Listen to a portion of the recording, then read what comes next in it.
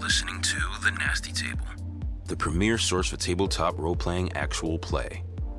Now come on in, relax, and pull up a seat to The Nasty Table.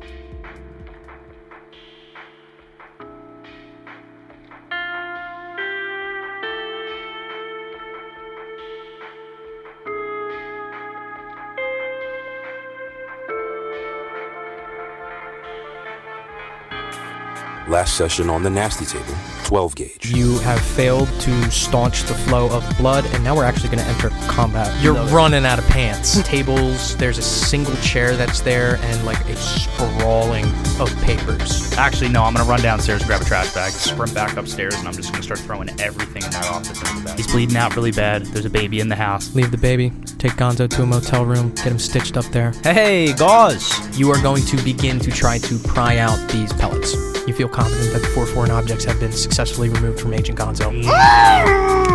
He's packed. Yep, and just wrap him up. But he's gonna need to redress it eventually. He's gonna keep bleeding. He's gonna need stitched up too.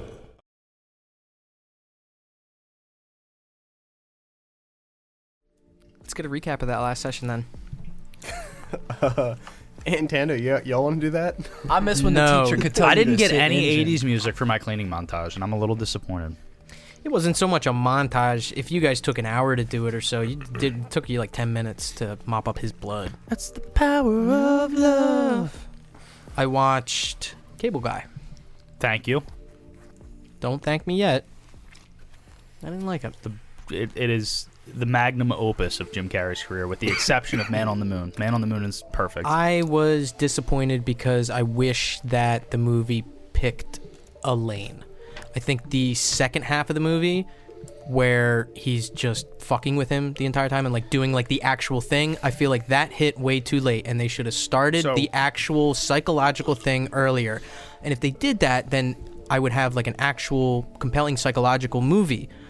And if they're not going to do that, then let me just get the shtick buddy comedy for as long as I possibly can. But because they went in like an in-between ground, I felt unsatisfied on either end. I think, and that is a fair point, but I think you miss the journey and the descent into that throughout. That movie gets better the more you watch it, because you start to pick up on the little cues that happen throughout the movie. I love that movie for a very different reason. That was a movie I watched as a very, very young kid. And I think, and my dad's literally said this, he was like, I loved watching that movie with you, and I found it so funny. He was like, because as a young child, you understood adult humor concepts. He was like, and that to me was always hysterical. He was like, because you didn't laugh because Jim Carrey was being crazy. He was like, you laughed at the things that he said that were weird and the things that he did that was off. Yeah. He was like, you picked up on that early, so I watched it a lot as a little kid, and there's a really good breakdown of that movie. I can't remember what YouTuber does it, but he kind of talks about it better than I can, because it's what he does. And that was one of the things that made it make sense to me as an adult as to why I like this movie so much. It has everything. There's funny parts, there are very freaky parts, there's psychological thriller parts, there's a love story behind it. And I just love that movie. Speaking of Jim Carrey, I think I'm going to say a controversial statement. I think The Mask is one of my favorite Jim Carrey movies of all time. I don't think that's controversial. I think a lot of people think that. We picked Dr. up Robotnik was executed via firing squad. Sonic and Base Shadow. the wall, the Rizzler. we scrambled. We scrambled heavily. En media res. It was a mad dash. Yeah. No cops. Luckily. Hopefully. That we wait. know of. Yeah, You know of. Can I say something? Go ahead, princess. Worst neighbors in the world. agreed. Worst neighbors in the world.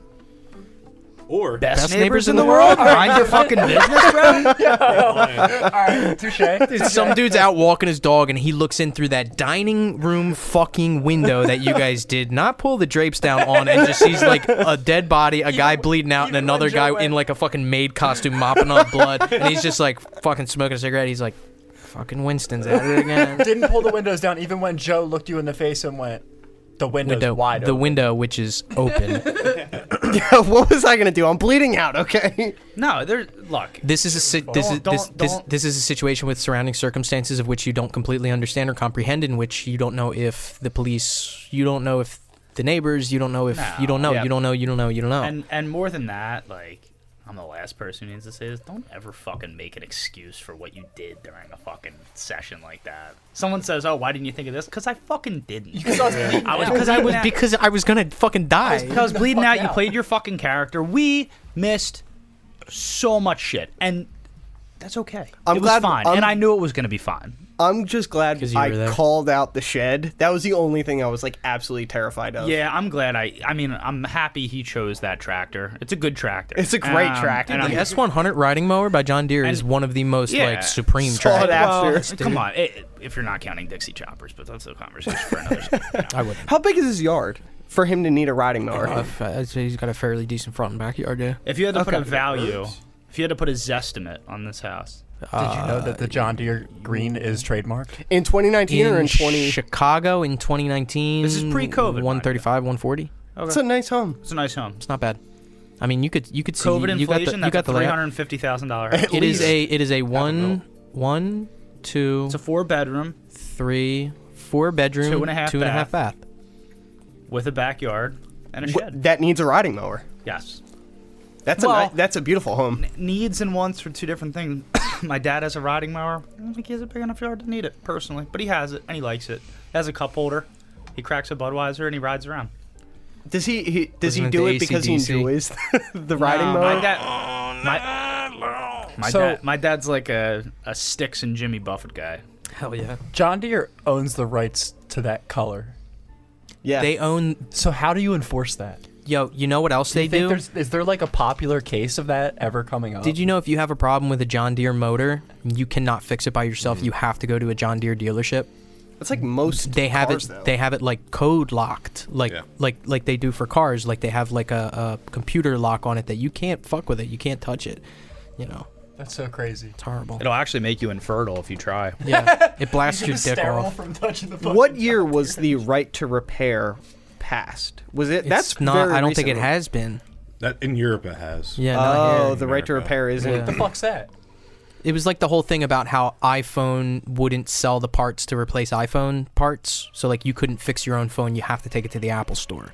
And so in Europe, they passed a law that said, listen, citizens have the right to repair. They're allowed to buy the materials necessary in order to do their own repairs on If their they own phones break it, they it's want. on them. Yeah. But yeah. We're getting distracted. So quickly, I just want to bring attention to a certain flow chart that's been going through my mind. Encountering and talking to Charles Winston, not encountering and not talking to Charles Winston. You guys chose to talk to him. Talk to him and either immediately kill him or don't kill him. You guys chose to not kill him. Choosing not to kill him, it is either, okay, actually we are going to kill him versus, no, we're going to talk this out and have a conversation. You guys actually kill him. Gunshot goes off. If the gunshot goes off, either it's going to be, immediately killing you or something else happens. Doesn't immediately kill you, something else happens and you're critically wounded. You're critically wounded, you have to get medical attention. If you get medical attention, you're okay. If you don't, you die. You get medical attention. He has to perform surgery. If he succeeds, you're okay. If he doesn't, you die.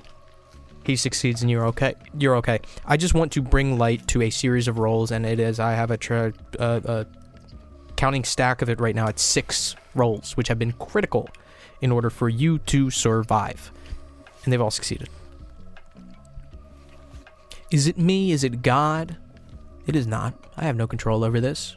I may put you in this situation, but by God, you got yourselves out of it. For now. Do you feel in control of your own destiny, or do you believe it only to be dictated by the dice? Right now, it's dictated by Gallion. My destiny was dictated by Gallion. This is a game. And the more I learn about it, the more I play it, the more it becomes obvious. Like anything else involving dice, it's a game of stats. And what's different about this versus D&D is you can succeed 4 out of 5 times and still fail based on one of your rolls. Here, it is about keeping your options open, because if you fail at one thing, there is another path, just so long as you give yourself that other path. Yeah. If you play this game with that in mind, it will affect your decisions. Now, am I doing that? No. But you could. And the more I play this game, the more that becomes very, very clear, because actions are a little bit more all-encompassing. The more actions that you give yourself, the more options you give yourself, the better chance you have at succeeding. Yeah. And essentially this can be boiled down to having plan A, B, C, and D. Yes. And you guys can do that even in situations that don't require rolls. You go into Charles Winston's home and you say, listen, here's what we're going to do. We're going to have you pose as a reporter, a freelance reporter. If he doesn't buy it, if that doesn't work, here's plan B. You guys didn't set up a plan B for that. I can say that. Not at all. And that's where I think our rookiness, I guess. let's to the game. no. Let's step away for a second. Joe, you're a very good handler. You're a very good role player. You tugged at that little bitch's heartstrings. Of course I do. No, that little bitch.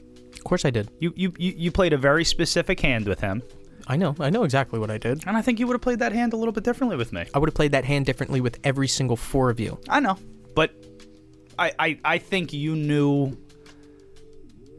I think you knew Justin. I don't think you played to that character. I think you played to Justin. And maybe that's one of my secrets. It probably is. You had it in your mind what Justin needed to hear, and that's okay.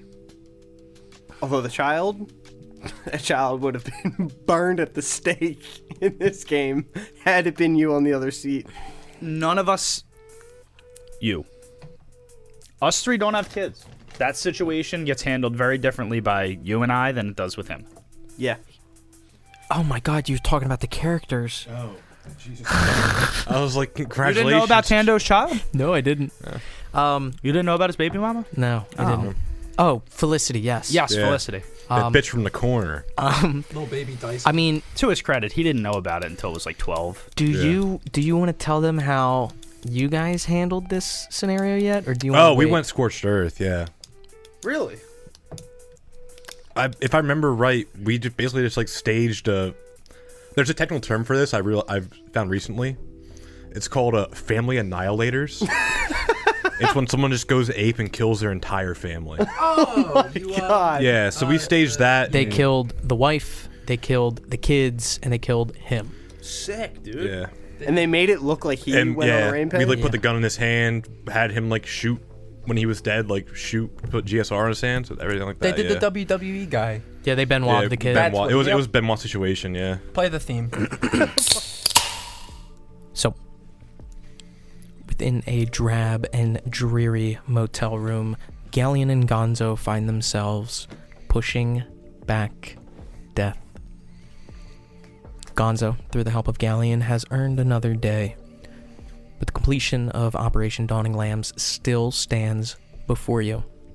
At this point, we're looking at around 10:30. What do the two of you want to do? 10:30 in the awake morning? Correct. Okay. Am I awake at this point, or am Yeah, I still you are asleep? conscious. Still lying on the ground. Oh no, I'm sorry. You're unconscious still.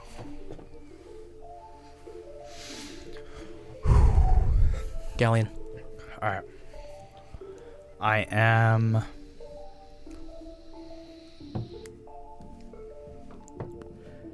I'm gonna go out to the car. I'm gonna grab the bag. I'm gonna grab everything. I'm gonna bring it into the motel room. Okay. Gonzo's still on the floor. All right. I'm gonna shut the door. And while I wait for him to kind of come to, I think I'm gonna take the electronic devices. Should be the laptop, 2 hard drives. And I think I'm just going to start prying away at those things, trying to separate components, trying to, like, just tweezers, pulling things apart, wires, whatever, Yeah. ripping the keyboard off. I'm just kind of starting to destroy this stuff. Okay. Yeah, making your way through that. It's going to take you a little bit of time. Hard drives going to be a little bit more difficult to destroy, but takes you maybe about 30 or so minutes to feel like the hard drives are completely destroyed. The laptop, you kind of take the internal hard drive out of there too, break that a little bit, mess it up really bad. You feel like all 3 of these things are unusable in a capacity that would be meaningful Okay. with technology that you know to be readily available. All right. I'm going to throw them back into the trash bag. And then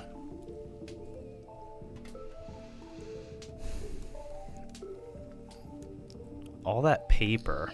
It says like 200 pages. Yeah, about maybe. You haven't really taken up. All right, so I got Good the enough look. electronics in the trash bag. I got the paper in the trash bag. I think I'm going to take the trash bag over to the shower. Yeah. Fill it up with enough water to waterlog everything. Okay. So, fill up the trash bag or fill up the sink? Or, I'm sorry, fill up the trash bag or fill up the tub? Fill up the trash bag. Fill up the trash bag, just kind of open up the trash bag, stick it under the spigot, run the hot water.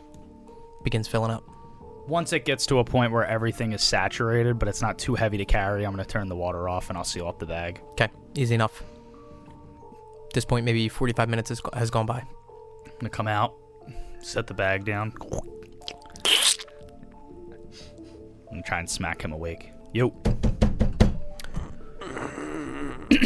Couple sturdy slaps across the cheek, and he does come back to consciousness, albeit a little buzzed. You still with me? Yeah, I'm here. All right, we got to get out of here. We got to get out of here. Hand me the whiskey. It's not whiskey, it's sake. Where's the shit? What shit? The whiskey I got. Oh, I don't know. Probably in the car. I'll get it. You get it. And I actually get up and I go and grab it. Make your way back out there. And going back there, you also now see the shotgun that's over there as well. And all your guys' belongings and all that kind of stuff. Look through his belongings, try and find the bottle of whiskey. Easy enough to find the bottle of the shit. Pull it out. Walk back into the room. I toss in the bottle. Okay. I take a deep swig. Okay. Deep pull. You're drunk. Yeah. How's your leg feel? Like I got shot.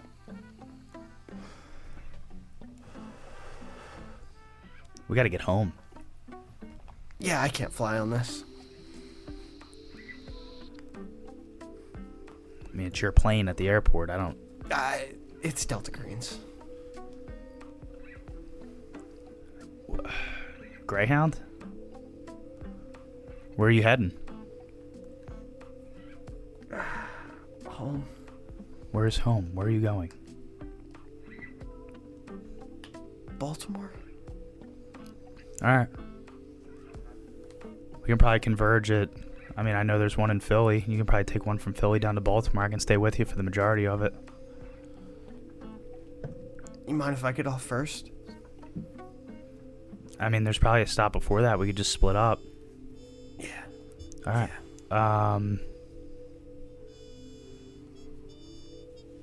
Alright. We gotta get rid of this bag. I pretty much waterlogged everything. I don't think any of these papers are gonna be readable in an hour or so. Is that fair to assume that if I waterlogged documents that over a certain amount of time they would be drenched to a point where the ink would bleed and wouldn't really be legible? It depends. You wouldn't know unless you knew. You know what I mean? Yeah. Printer paper, you don't know if any of that stuff was on cardstock. If it was laminated, you really have no idea. But I am familiar with records and documents as I am an archivist, so Yeah, I would know in general, but you don't know what documents are in here. You just kind of stuff stuff in a you know, whatchamacallit, a trash bag and waterlogged it. You, like I said, you don't know if stuff's laminated. You don't know if it's whatever the case is. In the case that this was all typical printer paper or just, you know, composition notebook paper that's been written on, yeah, it would probably waterlog it. You don't know if it's completely saturated, if pages stick together, maybe the pages in between don't get wet enough. You're not sure.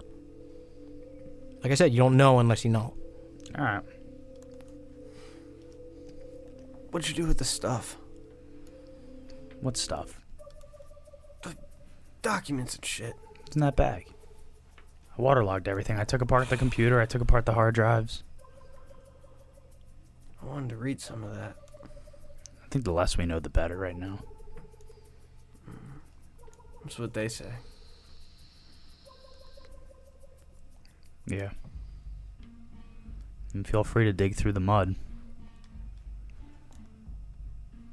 I kind of push myself kind of on my ass end and bring myself to the trash bag. Is there, while I'm feeling in there, is there anything laminated or anything I can get a tangible grab of? You kind of stick your hand in, and the first thing you feel is kind of pulpy.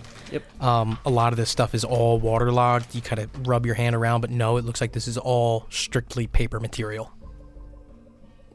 What'd you do with the electronics? They're in there. Broken or in good shape? I took them all apart. Okay.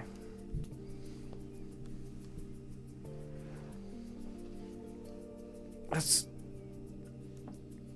see what the Avery has to say. Avery told us to leave. Where? How? Told us to get out of here. There's no debrief. He said, get you stitched up. No hospital, no emergency room, and get the hell out of there. Exfil is what he said. Exfiltrate. He doesn't have a plan for that?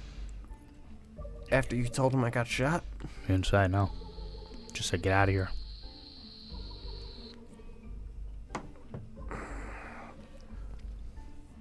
Alright. How much cash do you have?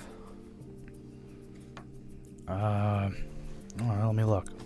Pull out my wallet. And after what I had at the Walgreens, what he typically carries, I probably have close to $100 in some debit cards. You did take out some money out of the ATM, right? I thought we both took it. No, we both had, no, you did not. He did. I I think he took out like $1,000. Maybe? Oh, I thought it was like... Oh, it was cash advance Yeah. on the Discover. I don't remember exactly how much. So I might have more than I'm leading on. Yeah. That's what I tell you. Copy. We gotta get the fuck out of here. Yeah. How do I look? Rough. You look drunk. Yeah. Yeah, I'm And hurt. you look like you have a splint made out of a broom handle. His pants are all tattered and his shirt looks like a crop top. Here, hold on. I'm gonna run out to the car. When I go out to the car, I'm gonna look for any blood stains in the back seat. There are a decent amount, yeah. Alright, so I'm gonna have to clean the car. But I do grab him some pants. Yes. Easy enough. I bring him back in. You didn't grab my whole bag? No, just try and get those on. I gotta clean the car. I try and put on some pants. It is very painful to do it, but you don't aggravate the bleeding as you put pants on over this broomstick handle splint that has been crafted for you. Gallion, taking the time to clean the car. Yeah. Perhaps another visit to the rain dweed in order to get some sort of cleaning materials, but it's easy enough to begin that process of cleaning I'll get the car. some kaboom and stuff for the carpet in the motel. And Yeah. Grab some crutches. grab some crutches. Pick up some crutches. Okay. So while you're doing this whole process of cleaning, basically cleaning the motel room and cleaning the car, go ahead. You said crutches. I heard crushes as if you wanted orange soda. And it didn't click Grab to me some until you crutches. said crutches that I went, oh yeah, that's what he wants. He has a broken leg. I would have bought him Camel Crushes if I heard that. I'm slowing my words, the okay? human mind is an interesting place. The inner machinations of my mind are an enigma. So Gonzo basically left alone while Gallion is going through this whole process. Anything that you do? A short swig of the shit. I'm just trying to keep the pain off as much as possible. Yeah, and you can feel yourself kind of having this radiating numbness that begins to take hold of you. Drunkenness that is most definitely a stupor. Anything else that you do? Kind of just, I'm looking at myself, make sure I'm not bleeding into the new set of pants. No. No, your wounds seem to be packed properly for now. We still have the gauze. It's gauze on top of the packed wounds, correct? I Correct. imagine I've taken inventory. Yeah, and you can see that they did a pretty decent job. You're actually kind of impressed with what Gallion pulled off. Shit, you did good shit. Yeah, I'm just kind of hanging around in a drunken stupor. Okay. Gallion, you go through the process. You clean out the car seat. You clean the motel. At this point now we're looking at maybe about noon. Yeah. And I'm kind of like, I'm doing this like exhausted. Like I'm just kind of like, I'm going through it and there's not a lot of enthusiasm. I would argue there's not as much sense of urgency as there would have been otherwise. Yeah. Just like taxing as I'm going through it, cleaning out the car.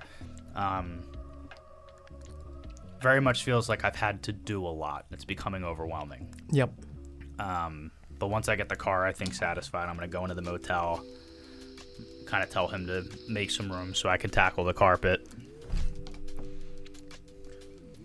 And I'm going to get to work on that. Yeah, and it's easy enough to continue that. And like I said, by the time that you're wrapped up car and in here All right. about noon. All right. Gave you the crutches. Yeah, we're gonna need to buy a flight home. All right. So we'll get to the airport. We'll return the car. Along the way, let's ditch the bag. Got to ditch the shotgun. Are they going to let you on commercial with your handheld? Handheld? Your gun. Yeah, they let that shit on. Okay. Start loading up the car, all our stuff. After we get him in the car, after we get the bag loaded up, I'm going to walk the key over to the motel. I'm going to say, I'll go up to the counter. I'll be like, hey. That was fast. Yeah, change of plans. I gotta go across town. I think I just stopped at the wrong place. My bad. Sorry, we're gonna have to charge you for the full night. Well, how much is that? $100. I'm not paying that. I used it for like 2 hours. It's ridiculous. We had to clean it, and we're gonna have to clean it again. What are you talking about? You had to clean it. What, you think that every single bozo that walks in here with some lot lizard gets off paying half price? 30 minutes in there? It was like 2 hours, and I wasn't even in the room. Doesn't you can go matter. check it yourself. Doesn't matter. It matters to me. Roll persuade.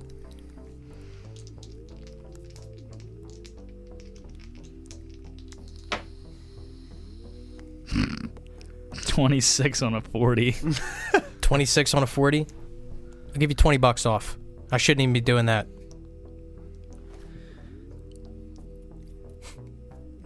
I count at $80. Like, yeah, have a good fucking day, bro. Takes it, starts counting it, and you walk out. Yeah, but I'm gonna grab like a fistful of mints. There's like a little little container of pens, and you like fucking take like 15 of them, a pocket full of mints, make your way out. Okay, so the two of you, for all intents and purposes, now have a bag of waterlogged things, different documents and materials, whatever's in there. The shotgun as well. Inside of that bag with all the documentation is additionally the 2 destroyed hard drives as well as the destroyed laptop. What do you guys want to do? Is there a serial number on this gun? I don't know. I'm driving. You look. And I look over it. There is a serial number on it, yes. You got anything that would scratch this off? I might still have a pocket knife or something in my bag. Gallion, with your firearms training, something kind of strikes you as strange. This shotgun has had its barrel sawed off, which would make it an illegally modified firearm. Yeah. The fact that it is an illegally modified firearm and it still has its serial number on there is just a little odd, but based on your firearms training, I felt like I should make you aware. Okay. I mean, yeah. There's probably one of my pocket knives in the bag. And I attempt to reach back. How am I doing with that? It's not too bad. I look through his bag to try and find a pocket knife. Yeah, there's like one of those like Multi-Leatherman. Multi-tools. A Weatherman. No, like one of those like souvenir ones with like a name that would be carved in it. Using the corkscrew piece on it. Yeah. In a drunken stupor, I just begin to scratch and Yep. Easy whittle enough away. to get that done and kind of scratch off that serial number that's there. If you see a dumpster, let me know. I'll ditch the bag and ditch the shotgun somewhere else. You might be better off throwing it down a sewer or something. Yeah, I gotta get my prints off this. Off what? The gun? Yeah, it's on there. We throw it in a body of water. No one will get prints off it. Okay. We cross like Chicago, Great Lakes, rivers. Do we cross any sort of like small bridge, like maybe a one-way bridge at some point in our travel to the airport? Yeah, I would say maybe about like halfway there. And which airport are you guys going to? Chicago International. The airport. O'Hare? Not That's the the airport one we we- went to? That's No, the one you guys went to was like that smaller one that did not. It looked Yeah. like it was a private plane, like private airport. No. Oh, yeah, we'd have to. We got to return the car. Yeah. So, yeah, then I guess that one. Okay. Heading back there. Yeah, and on your drive here, you did cross like a bridge, like I said, like halfway through your travels that overlooks a smaller body of water, but still a rushing stream or river. Yeah. I'm going to pull over right before the entrance to the bridge. Yep. Make sure no cars are coming by. Step into the back. I'm going to grab the shotgun. I'm going to go to the bridge. And I'm going to toss it off. Begins to sink to the bottom. Get back in the car. Start driving over the bridge. Okay. Beginning your continuation there. Between here and arriving at the airport, anything else that you guys do? Looking for a dumpster to get rid of the bag. Preferably somewhere between 10 to 20 miles away from where we dropped off the gun. Okay. Yeah, and it's easy enough to find like the back of like a strip mall or something like that with a couple of dumpsters set up there. Is there already trash in there? Yeah, tons of trash. All right. I'm going to try and like pick up a bag. Yep. And throw that one under it and throw that in. Okay. And then? Get back in and head to the airport. Okay. Back in, heading to the airport, bag in the dumpster. You guys make your way there.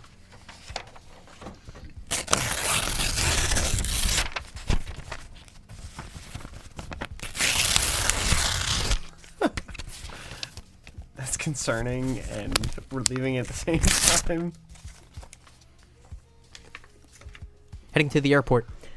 It's not difficult for you guys to make your way there, and much as you've seen it before, basically out front there is that car rental place that you guys went to originally, and there's a couple cars that are parked there. But basically this car rental place is adjoined to this smaller airport. You guys make your way there, basically go through the process of returning the car. Is there anything in the back? I don't think so. I gave it a once over when I was cleaning. All cleaned up? All clean. Alright, good. The only other thing that would be on your persons that you did not begin this endeavor with would be the ammunition that you had, that you put in like that gauze bag.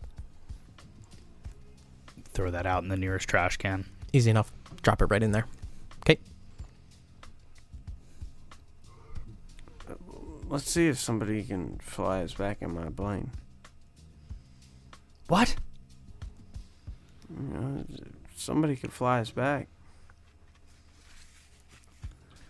Do I still have the debrief file on me? Yeah, I mean, if you still had it on your person and didn't destroy Or it. not the debrief. The brief. Yeah. Yeah. I kind of want to rip that up. Okay. Crumple it, throw that out in the nearest trash can too, and I'll go. Okay. Drunken pilot, you want to ask a favor? By all means. Yeah, I got my military ID on me. Maybe it'll throw us a bone. Work your magic. I say with an eye roll. You guys return the car? Yeah. Okay. Easy enough to go through the process, return the car, no questions asked. Now you guys are in this airport, and like I mentioned before, it is not too busy. There's not a lot of people walking to and fro. The people who helped you disembark off of your plane, basically like workers that are there, maintenance workers, different kind of tarmac employees that are walking around, and you can see them still now on the tarmac, just kind of milling about. You know where you left your plane. It was in like 2 hangars down off the tarmac, and you were told before that basically, we're going to fuel it up, give you enough fuel to get back to Philly, and then once you get to Philly, we'll have people there fuel it up for Baltimore. That's what you were told when you first, brought the plane here. What do you guys do? Who did we talk to when we got here? Dude, I don't know. You did all the talking. You flew.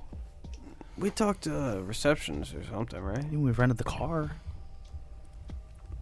They knew our name. Let's head back to the hangar. No, they knew my name. Okay, yeah. We'll go to the hangar. I'm kind of guiding him. Yeah.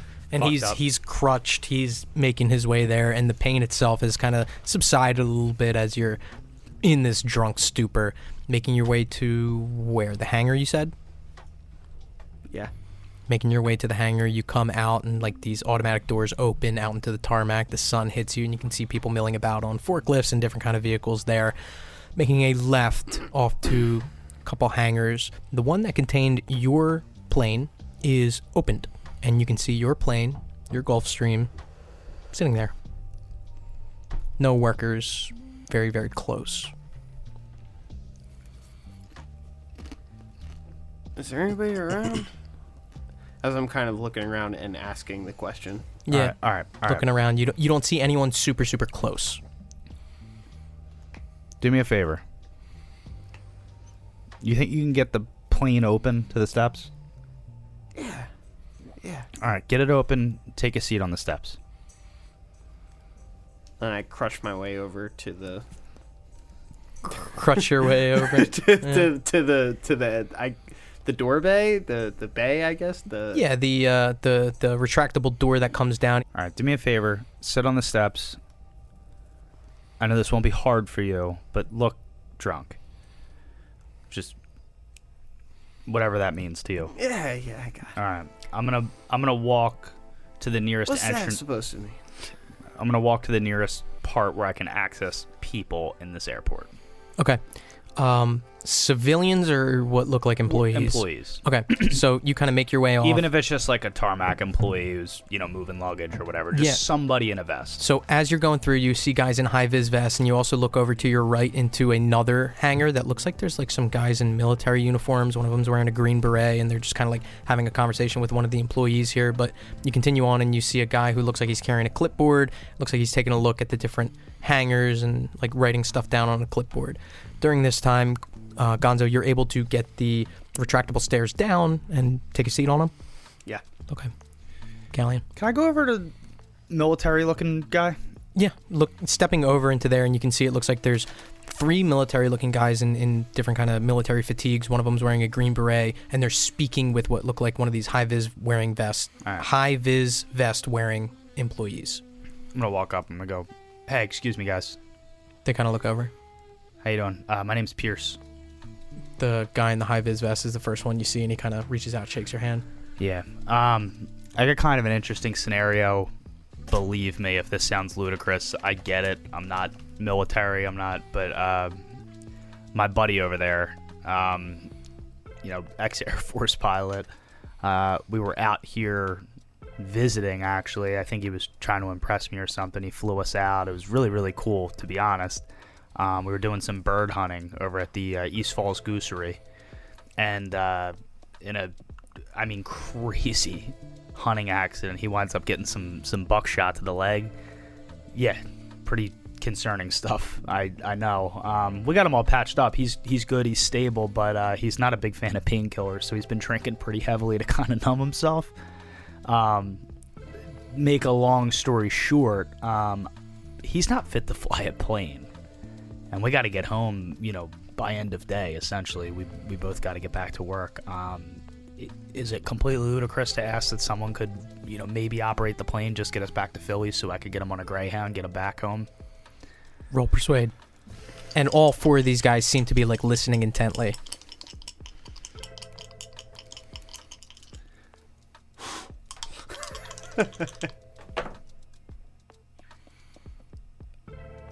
I want you to look at it, because this is bizarre. That is truly bizarre. Depending on what your persuade is. It's a 40. Oh, okay. Oh, yeah. A 33 on a 40. Critical success. Yes. The guy in the high-vis vest who's been listening to you intently kind of like gives you like a quizzical look, but the guy in the green beret steps up and he goes, ex-Air Force. Going back to Philly now? I'm trying to. I don't really know who to ask, man. This is I'm as civilian gets. I know commercial airports. Like, I fly out of Philly International. This isn't really my expertise. I'm sorry. Okay, so we're flying over to Philly now, but we got enough men. Yeah, we could probably spare somebody. It would be amazing. Just someone who could operate the plane. I don't know planes. I don't think it's anything too convoluted, though. It's just that one over there. You can see my buddy sitting on it. He kind I wave. of looks over and he sees Gonzo. Forrest Gump waving. How you doing over there?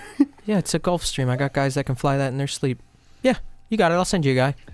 I can't thank you guys enough, and thank you for your service, obviously. Yeah, absolutely. No, I mean, gotta help each other out. But you're lucky. You're lucky that we're going to Philly, because if we were going anywhere else, we wouldn't be able to swing it.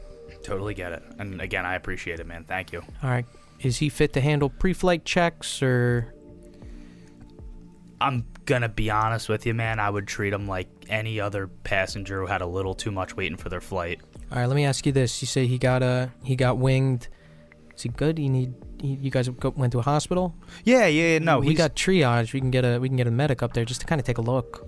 Yeah. I mean, let me check with him. I mean, he's splinted up. It was like more of an urgent care type thing. It wasn't. I think he wanted to get treatment from his own physician when he got home. Right. But I could ask him what he thinks. I mean, it would surely be a help. I'd like to, medical for him. I want to make, at least let him make his own decision on that, intoxicated or not. But he seems stable. I mean, you say him. He looks more drunk than hurt. All right, so I'm going to pick one of my guys. I'll send him over there. My name's Captain Garvey, just so if they have any questions or anything, I'm the guy that you spoke to. Appreciate it, Garvey. Thanks a ton. Yeah, absolutely. And then I'll walk back over to him. Yeah. And I'll say, hey, man, hey, I got someone to fly the plane home. Hopefully you sober up by the time we get back to Philly and you can get yourself back to Baltimore. I knew this card was good for something. Yeah, real quick. He offered triage medical. I don't want to draw any more attention to ourselves than we need, but they seem like pretty down to earth guys. They just want to help a fellow vet.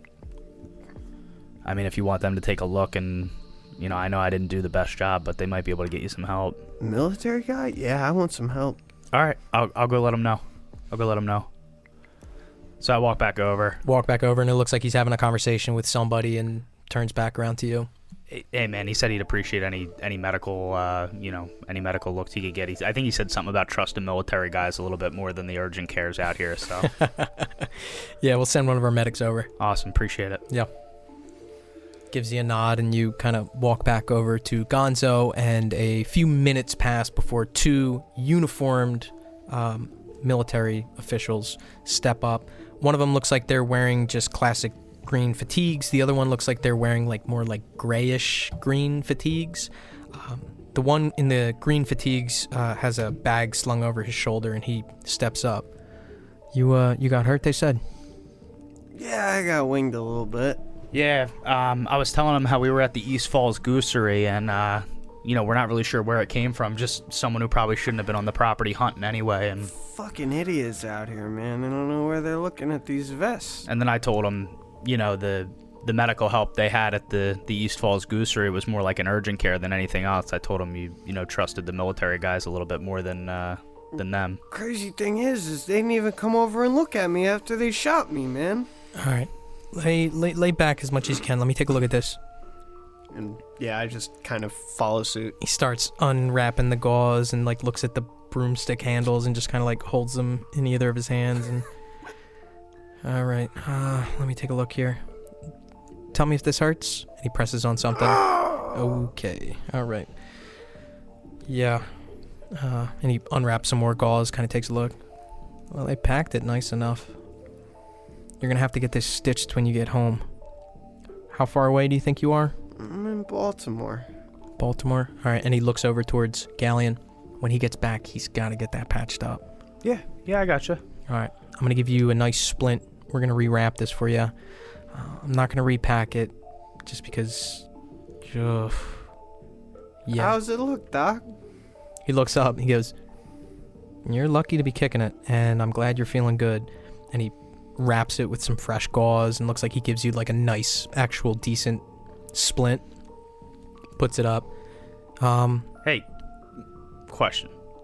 And I'm not trying to shoot ourselves in the foot, no pun intended. Sure. Tourniquet's still on. A doctor would need to remove that tourniquet or he risks a heart attack, correct? You don't know that. And gauze didn't make that clear to you. Okay. But the tourniquet is still on. You guys didn't say you took it off. No. Yeah. Okay. So it still would be on. And he kind of wraps it up. Hey, I'm not kidding. You got to get back quick. All right, if you were enlisted, we'd medevac you now. Is there anything I should know, Doc? Yeah. You could still die. Okay. They said you were ex-Air Force. Yeah, look at my ID, man. And I flash my military ID. Kind of takes a look and just kind of like takes half a glance at it and looks back over to Gallion. Get him home safe. Absolutely. All right. He repacks, or he rebandages the gauze, puts the splint back on. You're good to go. Captain Garvey said that this is the pilot that's going to take you home. Get us there in a jiffy. The other person in the lighter kind of grayish fatigue steps up. I am Norton. I'm going to fly you guys back. Thanks, Norton. Hi, Norton. How you doing? Get on the plane. Let's go. I'm gonna kind of assist you up the I was stairs. gonna say I was gonna go ass backwards up the stairs, but thank you.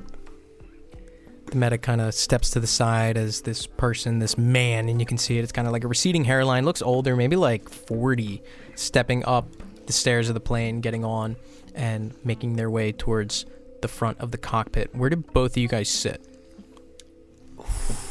I don't think there's a third seat in a Gulfstream. There's not. I'm going to the co-pilot seat. You're going to the co-pilot seat. Yeah. All right. Where are you going? I'm gonna set up shop in the captain's closet. Open it. There is a captain's, like in the cockpit, there is literally a closet. Do you open the closet door and sit in there? Yeah, I'm gonna keep it open, and I'm just gonna. There's no third seat, right? No, yeah. In commercial airlines, there's like 5 seats in those airliners, but maybe not in a Gulfstream. I don't know. No, not in a Gulfstream. This guy starts going through the pre-flight checks and he looks over to you. Can you co? As much as I can.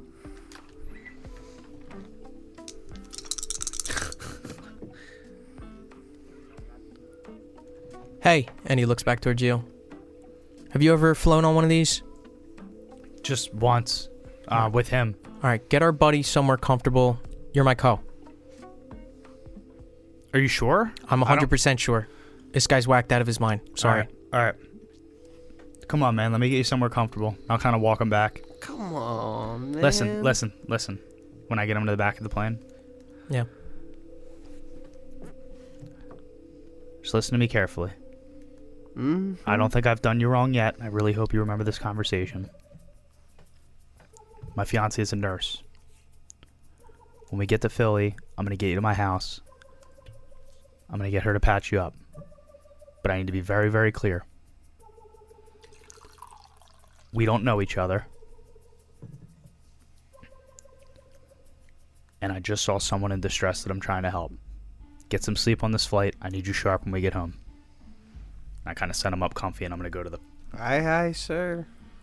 Okay, set him up in one of the seats in the back. Go back up to the co-pilot seat. It looks like this guy is finishing up his pre-flight checks. Goes through the process. Looks like he radios and does whatever, kind of gets it off and looks over to you and... Ready? Just tell me what to do. I'll do whatever you say. All right. Casey. Pierce. Nice to meet you. Alrighty. And he radios in and... Casey Jones? Norton, he said. Oh, Casey Norton, sorry. Goes through the whole process and... Slowly, the plane begins to come out. You guys are taxied onto the main tarmac. And he begins to fly the plane and take off. Wheels lift from ground as you guys are ushered into the sky and begin to fly. 30 minutes, an hour. Sky looks over to you. So you guys are this is just like a private plane, or?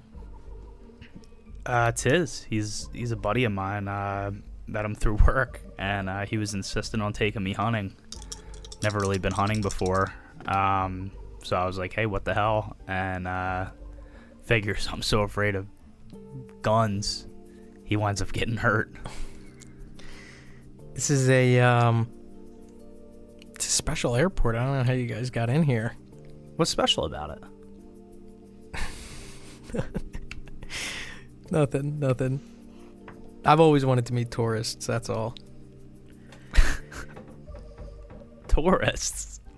I'm not trying to fanboy or, do anything like that. But, you know, the work that we do on the ground and the stuff that you guys do everywhere else is just, I don't know. I don't know what you're talking about, man. I know. I work at a university. I know. Quiet for the next 10 minutes. Another 10 past that. Gonzo, anything that you're doing back there? I'm playing with the belts. I'm playing with the seat belts. I'm playing with the seat belts. He's trying to clip them as long together as possible to make one giant seatbelt.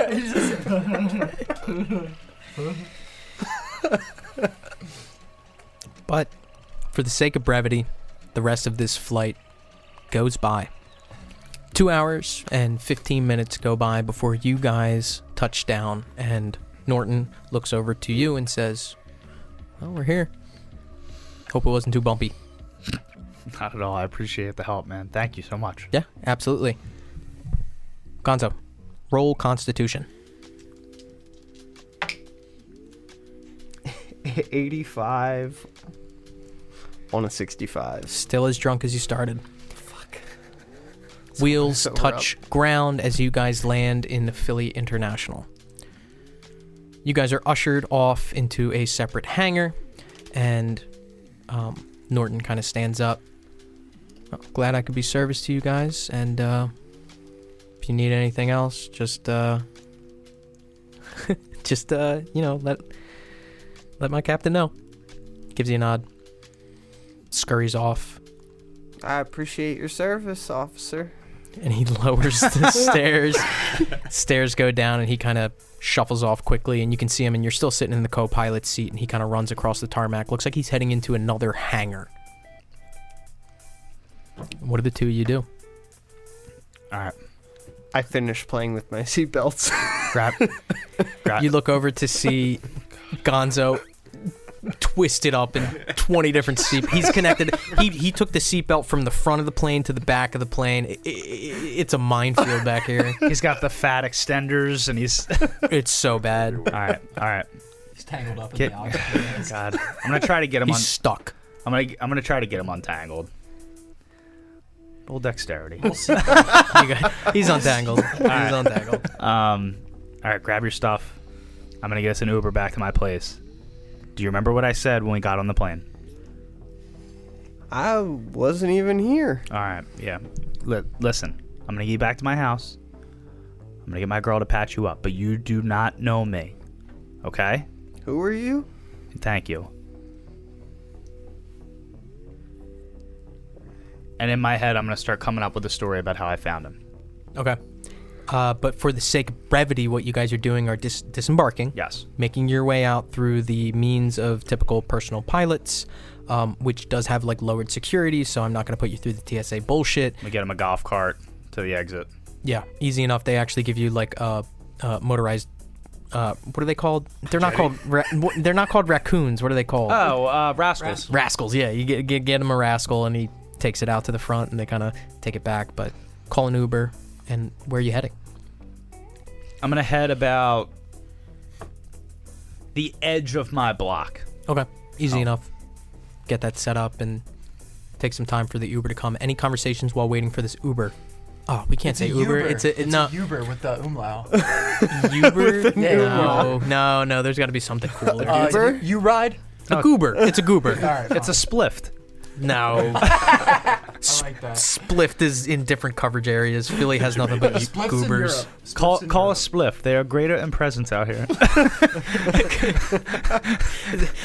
This bitch don't know about Pangea. This bitch don't know about Pangea. But yeah, it's easy enough to call a goober and get all Please set don't up. mess with the brain. How But- the I can fuck sure does use a this girl know Sprite. about Pangea? I'm thirsty as fuck. Yeah, that's immediately what goes through Gonzo's mind. Pillow, I'm thirsty talking. as fuck. With a bitch. Waiting for the goober. Any conversations that take place? All right. Brain can't complain. Listen. We met on the Greyhound. You're from here. We met on the Greyhound. You need some help. My fiance's a nurse. She's just gonna stitch you up. All right. That's it. You got a good splint. You got some help. You were complaining about the pain. She's gonna have her see what she can do, see what's right, see what's wrong. But let's stick to the story. You got hurt in a hunting accident. I don't know you. Okay? Understood. All right. Block away from my house. Okay. The goober comes. What day is it? It is Yeah, how long have we been on our adventure? not that long. Let me get the exact date for you guys. I just need the day of the week. It is Wednesday, May 29th. All right, 2 hours from noon, 2 o'clock. In an hour, it's 3. Should probably be home by 3. Okay, so we should, in theory, be arriving around the time she's arriving. If not, we'd be waiting for like a half hour. Making your way there, the goober driver drops you off at your designated spot. At this point, it's probably around like 3:35. Okay. All right, we're gonna hobble over to my house. Okay. And for Gonzo, describe what your block looks like. It is a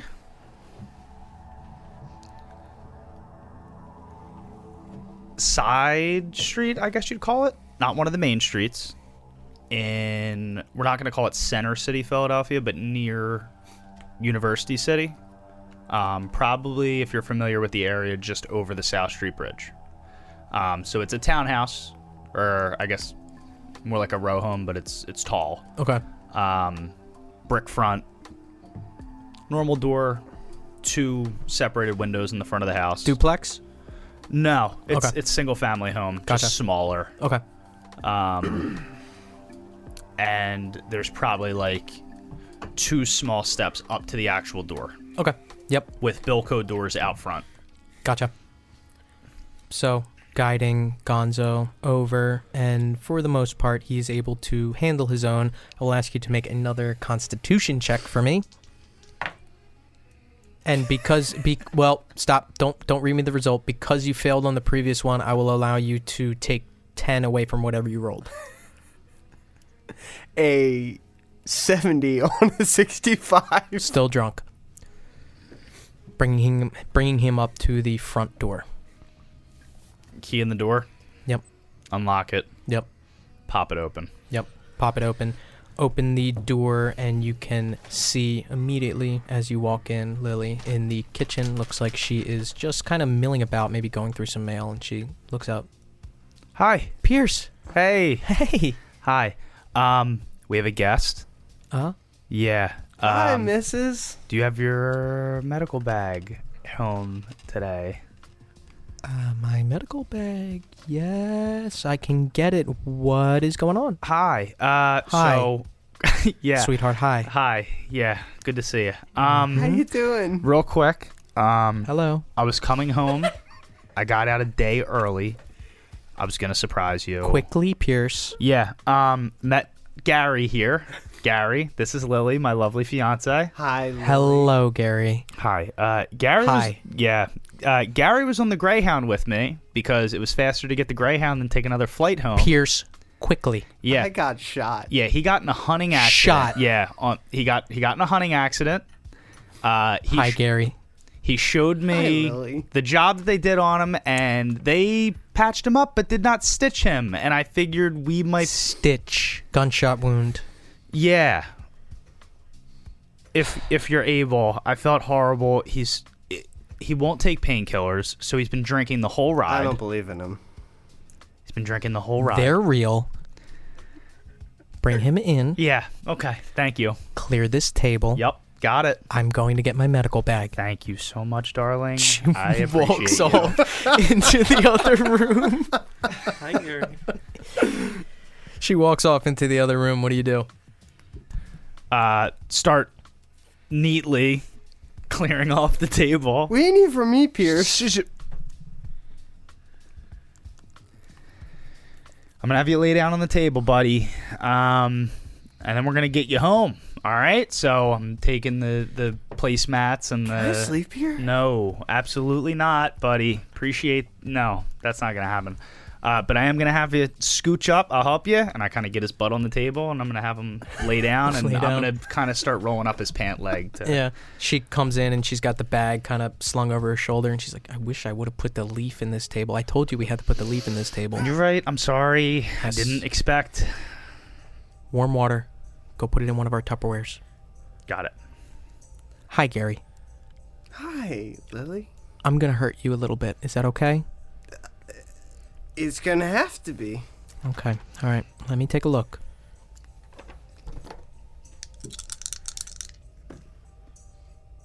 She undresses the wound, takes a splint off, all that kind of stuff.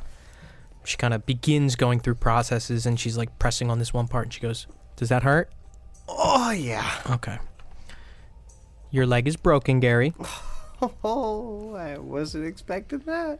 And I know you said that they didn't fix him up good, and it looks like she's like plugging his wounds, but they padded up his wounds pretty good. That's what he was telling me. He said they did a half-ass job. Warm water, Pierce. Got it. Sorry. And I go and I fill up a Tupperware of warm water. Those She's hunters reaching- can't shoot for shit. Sure. She's reaching into her bag, taking out different suture needles and different kind of stuff. All right. Fuck. Pierce, warm water, you got it? Yep. Here. Okay. Got Go run upstairs. I have a vial upstairs. It is a topical antiseptic. it. Okay. What's that? Just go up and grab it real quick, okay? Where's it at? It is a glass vial. We keep it in the good bathroom. Got it. You got any booze? Quiet, Stop. please. Good bathroom, vial. Is there a color to it? It's kind of vague. It's clear. All right, It's the got it. only glass thing that we keep in there. We don't have anything else glass in there. Okay, I got it. Go. I'm going to go upstairs, and I'm going to look in the good bathroom.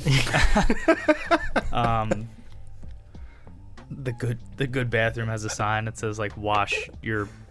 And it's, like, blurred. It says fucking hands. That's in my actual good bathroom. And you I find... open it up, and you do see, like, a glass vial, and it is truly the only thing that's glass in here, but there's, like, some clearer liquid that's in there. All right, so I grab it, and I kind of Run back downstairs, and she give it to her. takes it. All right. Gary, I'm gonna... And she's biting the edge of, like, a needle and, like, taking the cap off.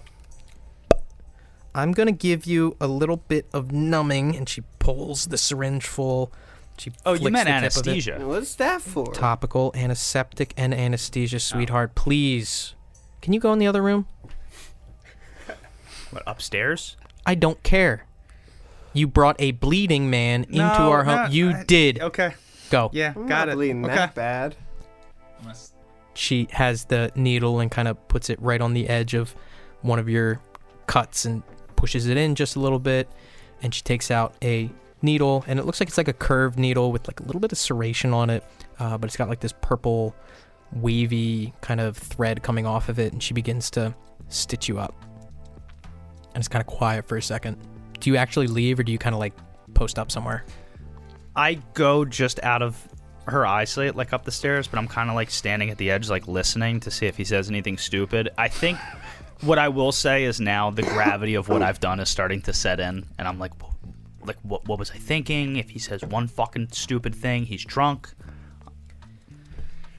So Gary, how you feeling? Better now. No, not yet. I don't think so. You're helping me, though. Yeah, so they said you got shot, that's right? Hunting. Hunting. The fucking hunters can't shoot for shit. All right, answer me this. Did they take anything out of you that might have been in you? Yeah, they got it out of me. Okay, I thought so. I just wanted to make sure. Now listen, your leg, your shin actually, is broken. What's that mean? Well, it's broken really, really bad, so I don't think that rest and recovery is going to help. What does that mean? You might need surgery for this, but That's expensive. do you have a house? You have somewhere you stay? Yeah. You do? Yeah. Okay, all right. Well, I appreciate it, Gary. I appreciate you being nice and being, gentle here. Pierce helped you out. Did you thank him? Oh, of course. Pierce was the homie. Yes, he was. He and I have to talk a little bit later. About what? Oh, same old, and she kind of pulls off the end of the thread after she finishes the first one, and she... That one hurt. Shh, quiet, Gary. She starts sewing up the second one. So you took a Greyhound. Where were you coming back from? Chicago. Chicago. Lucky you ran into Pierce, huh? Oh, yeah. Yeah. Lucky you ran into Pierce, and she pulls off the second one as she finishes it off, begins stitching up the third one. Don't be too hard on him. No. She's kind of quiet and she kind of stops. Goes back to it. He's a good guy. Yeah, you know him well. Talk to him on the Greyhound and pulls off the third one as she begins sewing up the fourth one. Anybody who would deal with my ass is a good guy. Well, you seem nice enough. Pierce is a nice guy. He's got a heart of gold. You're not kidding. No, I'm not. She finishes the fourth one and plucks off the end of that. So now I'm going to put on a little bit of stuff to keep all these stitches in place, okay? Okay. Might sting a little bit, okay? Oh, no. She takes out another, squeezer bottle and drops some stuff on there and kind of almost like presses the two edges of the wound together. Does that for all four of them. That kind of stings. Yes, it does. All right, I'm going to clean this all up for you. Put some gauze back on. Pierce. Hey, Pierce. Yes, honey. You got that warm water? I left it down there. I'll grab it for you. And I come Please do. real quick. And I Yeah, come like back. right around the Yeah. corner. She kind of takes it and starts dipping the gauze in the warm water and then kind of drenching it in some isopropyl that she has and begins wrapping the wounds. It was nice of you. Just kind of quietly to you as she's wrapping up Gonzo. Yeah. Thank you. You're welcome. Someone else should thank me. And I kind of nudge him. You're welcome. You're a lifesaver. Sure thing, For Gary. real. Like I said, sweetheart, your leg is broken. You're going to need to get that. I mean, it's been set. Somebody set it, so they must have known what they were doing there, but My savior did. sure. You're going to have to get this fixed up, though. Like I said, you might need surgery if it doesn't heal properly. You got a good shot.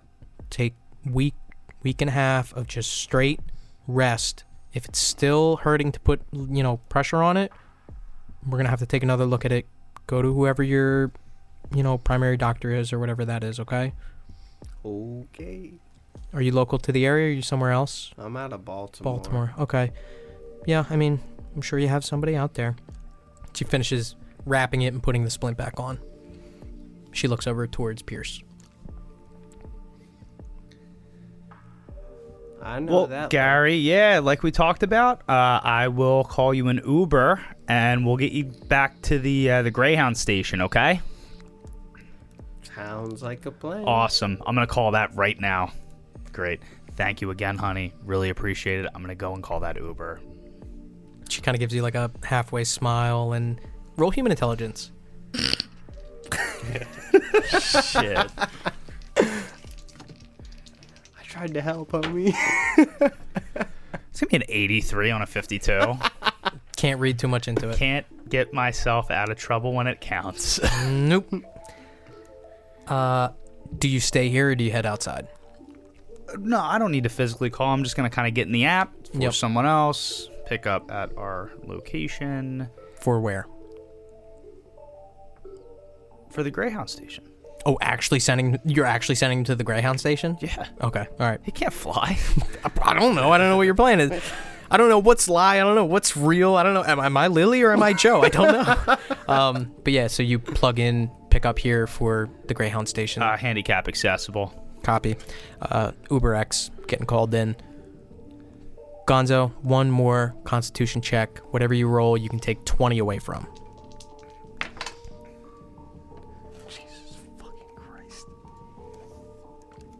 A 61 on a 65. Sobering up. Now you're edging into that buzzed area. Especially with the pain and all that, it kind of shocks your system. Lily, Yes, Gary. he's a good guy. He seems to be, yes. That is one of the reasons why I agreed to marry him. Don't hold him to this. Hmm? Don't hold him to this. Be honest with you, Gary, I kind of liked it. Glad I could help you. It's good to meet you. It's good to meet you too. Well, until never again. The Uber says it's pulling up now. Why don't I help you off this table, and I'll have you out front ready for it when it gets here, Gary.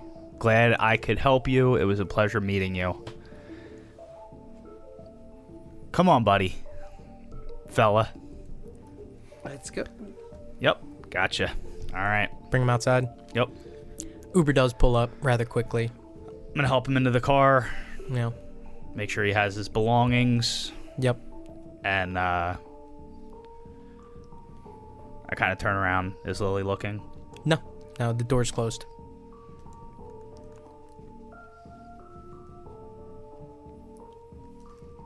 Hey, man.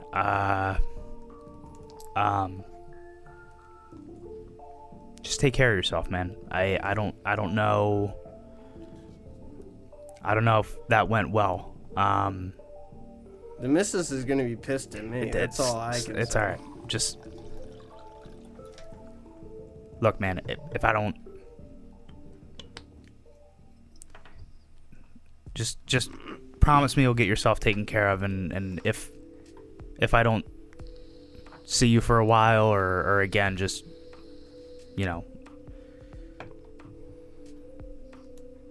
just know I was with you and I appreciate you. But get home safe, and I hope you're okay. Thanks for patching me up, man. I got you. I Get home meant safe, everything man. I said. I know. Just get home safe. And I'll shut the door, and Door closes. I'll kind of see the car off. Uber pulls away. And I'm going to give it a minute before I go inside, kind of working up the courage. Gotcha. So before we jump into that, I do want to ask, you're getting routed to the Greyhound station. Are you taking a Greyhound bus to Baltimore? Is it... Do Greyhounds make stops? I don't know, but I'm going to say in Joe's universe, Greyhounds are, you pick a destination and that's where the bus is going. I'm trying to get back to the airport. So you're going back to the airport. Yeah, I'd much rather take a flight home. I would say, and driving your plane, you are in no shape to fly. Yeah. Not even like, oh, you need to like rest up and like, oh, I can do it in the morning when I'm sober. Like with your leg, it's there's impossible. no shot on flying. Yeah, I agree with you. But you want to go to the airport and take a flight home. Yeah. Okay. All right. So we'll say for the sake of brevity, you're able to get back to the Greyhound station, which is actually pretty close to the airport, and then get like another quick Uber, or maybe, ask this Uber driver to just drop you off a couple blocks up, and he doesn't make a big piss about it. Goober. To the airport. Yeah. Yeah. I want to try and get back to the airport and then take a direct flight from Philly International to Baltimore. Okay. Even if it is only an hour. Now, are you using your pilot credentials to go around TSA? Absolutely. Okay. Yeah, because I would say if you don't, you're probably going to get caught with that weapon that you have. Okay. So you're using your pilot credentials, getting past, most of the TSA restrictions, getting through the gates, but also, purchasing a direct flight ticket. Yeah, it's whatever the cost is. I'm getting back to the airport where Okay. I can ask, or I'm gonna ask Lauren to pick me up. Okay. At the airport. All right. So it's easy enough to kind of go through those processes, get the ticket, get to your gate, and get on your flight. And your flight takes off. I grab a shooter on the flight to kind of keep it a rockin'. Oh my god. Copy I'm in that. pain. There's been no pain meds in this entire situation. So, Gallion, Gonzo, I need both of you guys to roll sanity. Jesus Christ, these 80s are high, man. 81 on a 55. 32 on a 61. Success for Gallion. Yeah. Okay. Gonzo, you are going to lose 3 points of sanity I'm still good. through everything that has happened, through the completion of this operation. Now, just the first wave that hits you is just despair. Killing this guy, and the questions are rocketing around your head about his wife and his kid and his other kid. All of these things are just question marks there. But On top of that, both of you guys are going to regain 1 point of sanity for doing what you set out to do, getting the job completed, and completing Operation Dawning Lambs.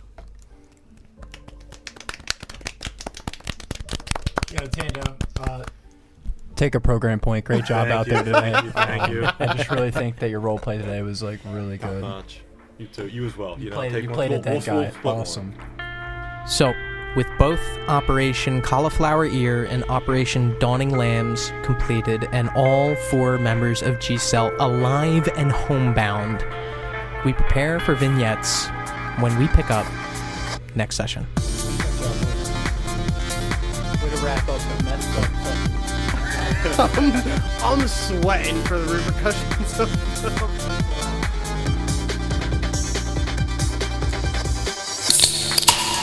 Thank you for listening to this installment of 12 Gauge, a Nasty Table production.